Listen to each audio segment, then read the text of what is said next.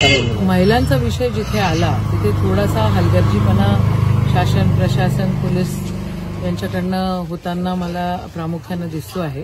खरं त्यांनी पहिल्या दिवशी काही 3 लोकांना पकडलंय, पण 3 जे फरार झाले, 2 लोक जे फरार झाले त्यांच्यावर लक्ष ठेवणं, त्यांना पकडणं अतिशय गरजेचं आहे। आता मला त्यांच्या परिवारामध्ये सांगत होते की अंतिम संस्कार झाल्यानंतर शुभांगीचा जेव्हा फोटो तिच्या वडिलांनी स्टेटसवर टाकला, तो जे फरार लोक आहे त्यांनी तो बघितलेला आहे। याचा अर्थ असा आहे की पोलिसांनी त्याचं व्यवस्थित सर्व्हे करून जे काय सीडीआर वगैरे बोलावून त्या लोकांना इझिली ट्रॅक करू शकतात, ते ट्रॅक झाले पाहिजे आणि ते पकडण्यात आले पाहिजे। मी सीपींना पण बोलायचा प्रयत्न केला। आता विषय असा आहे की अतिशय गंभीर बाब अशा सगळ्याकडनं महाराष्ट्राच्या कानाकोपऱ्यातून येत आहेत।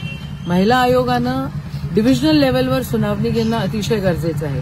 डिव्हिजनल लेव्हलचे ऑफिसेस त्या ठिकाणी ऍक्टिव्हेट होणं अतिशय गरजेचं आहे, जे होत नाहीये। आपल्याला जर या सगळ्या गोष्टी कंट्रोल करायच्या असतील तर मोठ्या मोठ्या घोषणा करून आणि लाडकी बहिणीचे आम्ही बाबा पैसे देतो हे करून तुम्ही महिलांचं संरक्षण करू शकत नाही।